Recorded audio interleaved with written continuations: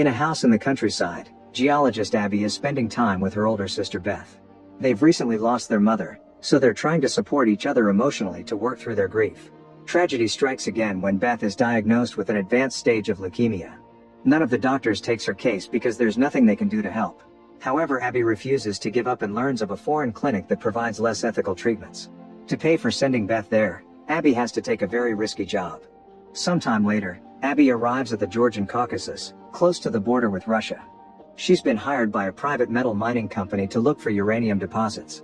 Her father disapproves of this since he thinks Abby could have a much better career than being a company's dog, but she's too desperate to save her sister. She even asks for an advanced payment, but her boss can't pay her if she doesn't find something. Abby and her co-worker Sergei spend long hours searching for uranium to no avail. They're supposed to stay in the specified areas, however Abby decides to continue her search in the forest.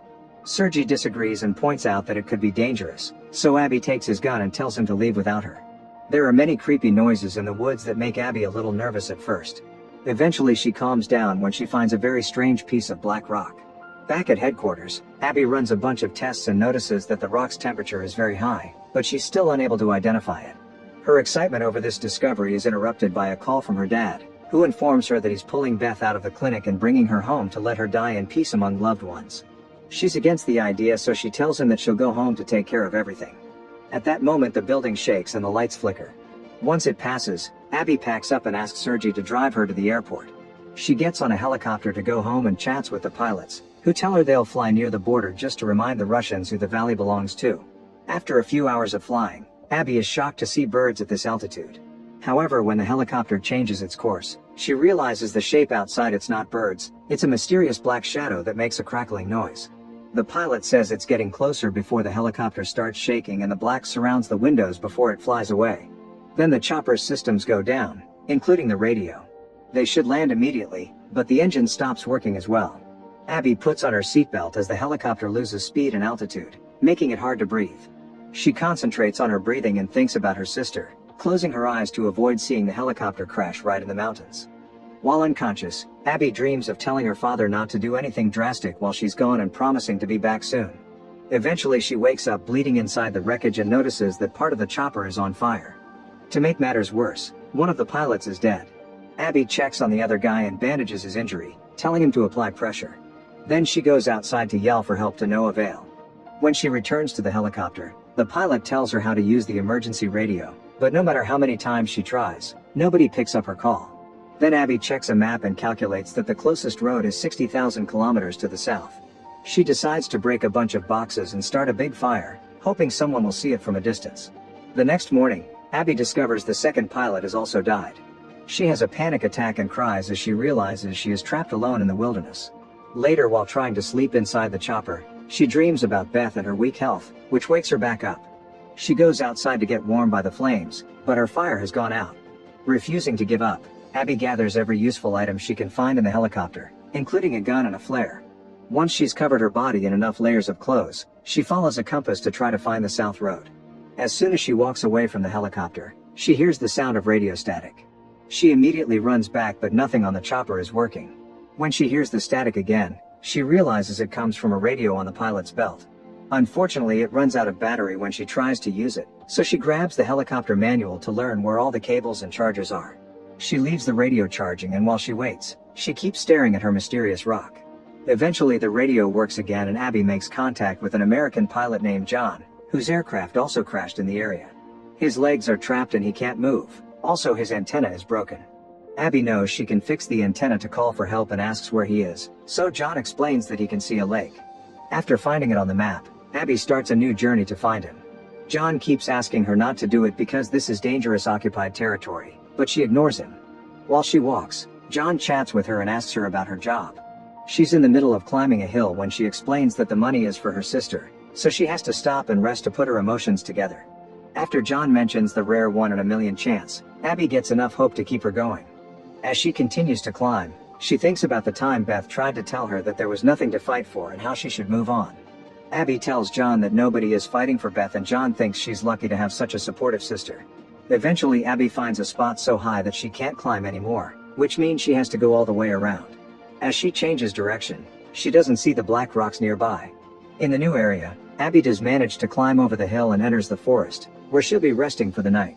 John tells her he isn't in pain anymore because he can't feel his lower half. Abby starts a fire and makes a shelter with some sticks to sleep. Sadly, it starts raining, which puts out her fire. However, Abby feels something warm moving in her bag and remembers the rock. She takes it out and touches it with her bare hand, noticing the surface reacting in a curious way.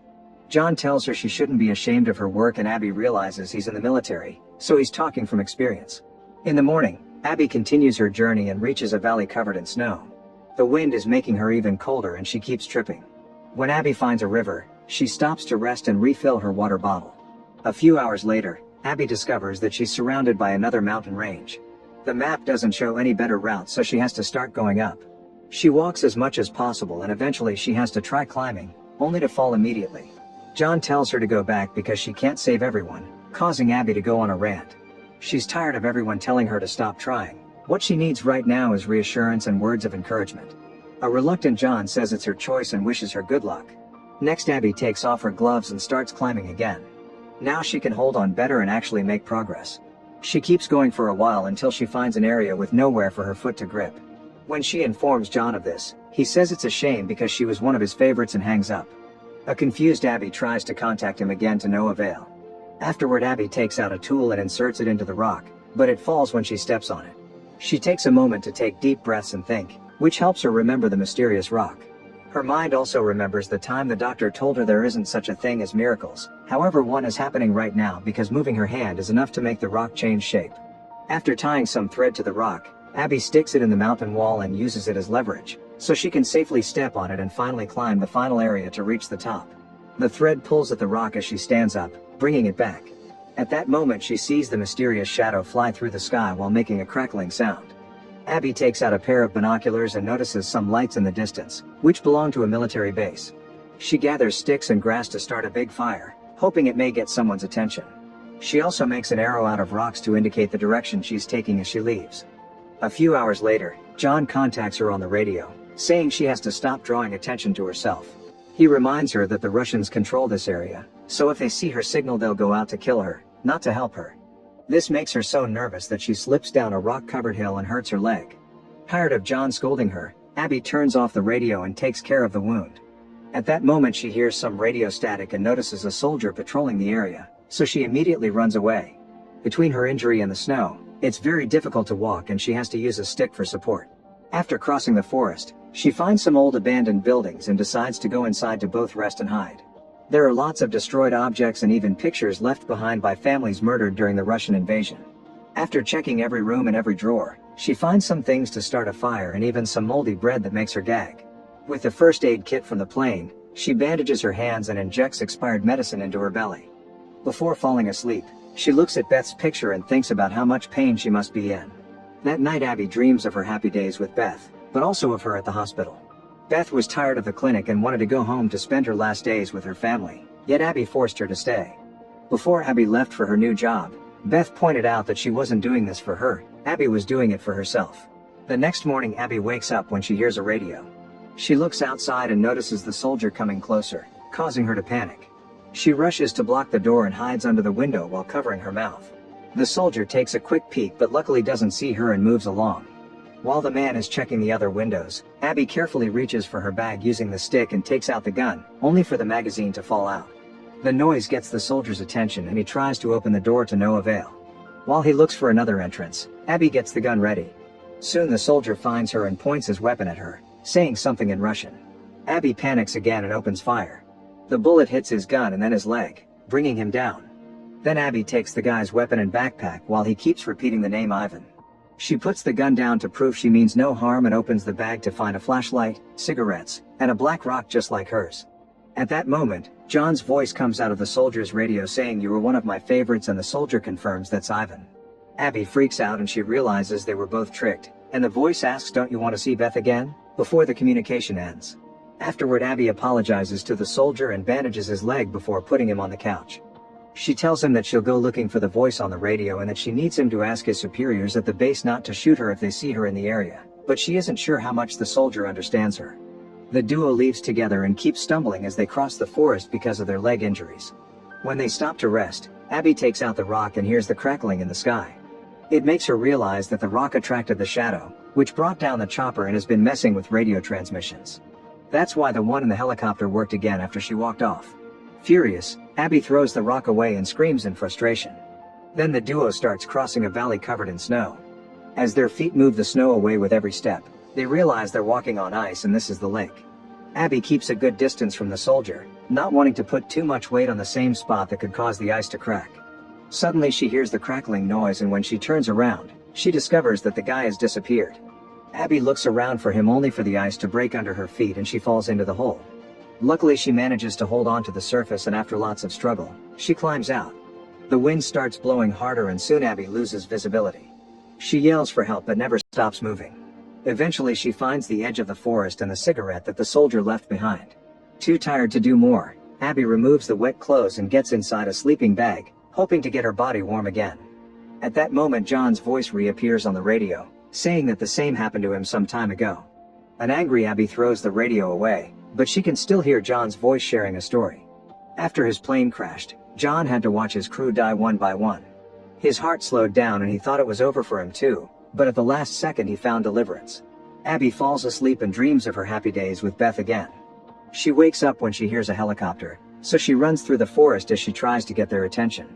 However, they can't see or hear her and the chopper leaves. The cold is starting to affect Abby deeply and she falls to her knees while hearing Beth telling her to go home. She passes out and falls through a hole that turns out to be a cave. Abby's body rolls down on hard rock and lands in a small pool. Floating next to her it's John's rotting body covered with chunks of the mysterious black rock.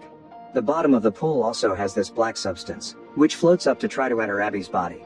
It seems this rock is some kind of identity that has been using real people's voices to lure Abby and the soldier the same way it caught John 65 years ago. When Abby wakes up, she's sitting on arid ground. As rocks float around her, the entity uses John's voice to congratulate her for making it, saying it had been afraid she'd end up like the others. Abby accuses it of causing the crashes on purpose and wants to know why it lured her here, but the entity says all decisions that brought her here were her own. As the floating rocks form half a human body, the voice explains that John agreed to become the entity's occupant to survive, and Abby's being offered the same privilege.